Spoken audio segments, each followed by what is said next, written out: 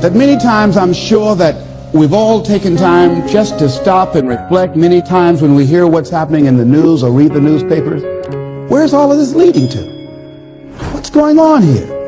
And so I think that now more than ever, we must begin to look at what are the things that we can do that would put us on some firm footing in life, that will enable us to do some things and use some powers that we have, that many of us go through life never ever discovering that we have those things going for us. And part of that, I believe, is knowing what it is your life worth. What is it that gives your life a sense of meaning and purpose? Because once you find that, it puts you in your power place. See, if you know what your life work is, I encourage you to start working on it. If you can't do it all at one time, do just a little bit of it.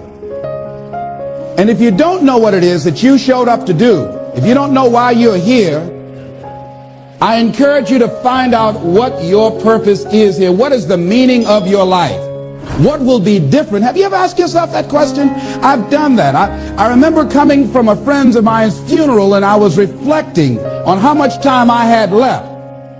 And I went for a walk in a park thinking about this guy whose life was so promising. And I mean, he wasn't an old guy. He was quite young, in fact. And I thought about all of the things that he said he was going to do, and he never got a chance to do those things. And I started thinking about my own life and how much time I had left to do the things that I would like to do. And at that time, I wasn't sure what my life purpose was, what my life's work was. I wasn't sure about it at that time. And I thought about it quite a lot. I had some idea, but I wasn't convinced. I don't think I felt worthy. I didn't believe that it could be me to do this kind of work that I'm doing right now. And I say to you that if you begin to take a conscious effort to find out what it is that you're supposed to do, I say that it can literally save your life. I said that it can literally save your life. 85% of the American public, according to recent studies, are going to jobs that they hate, working on jobs that do not challenge them. They get sick thinking about going. Because, see, when you go to a job and you already know how far you can go, you can already see that proverbial glass ceiling. See, when you're going someplace and you already know how much you're going to make, you already know how far you can go, you're in a dead-end position. It erodes your self-esteem. It lowers your sense of yourself. It creates an inner turmoil. It creates an emptiness in you. So I say that your life is worth finding what it is that you're supposed to do.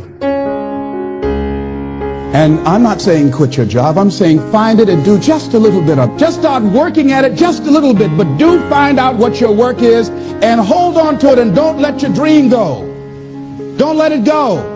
See, and here's something else I want you to begin to look at. Why is it that most people don't pursue their dreams or don't do better than what they're doing if they're capable of doing it? I think that many of us don't go the next step because we don't know what to do yet.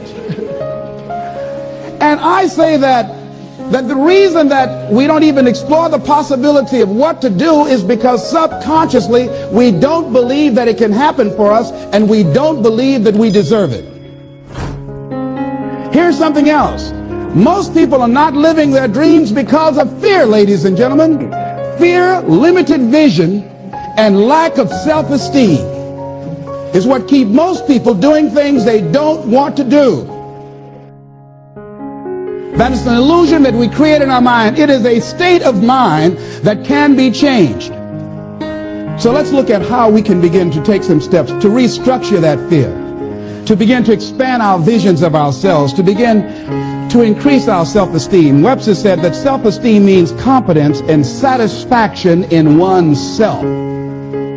The same reason that people stay in relationships where they're abused or they're unhappy or it's unfulfilling. They can't see themselves beyond that relationship. They can't see themselves enjoying life without that person. They think that this is all that they can do. The same reason that people get stuck at a certain level in life. They can't see things being better for them. And they think that this is it and this is all they deserve. This is all they've ever seen. It's been passed on to them. And they think that this is it for them. Oh no. I was looking what Dr. Blanton, Smiley Blanton, who was a colleague of Dr. Norman Vincent Peale, what he said about fear. He said, fear is the most subtle and destructive of all human diseases. Ladies and gentlemen, fear kills dreams. Fear kills hope. Fear put people in the hospital. Fear can age you.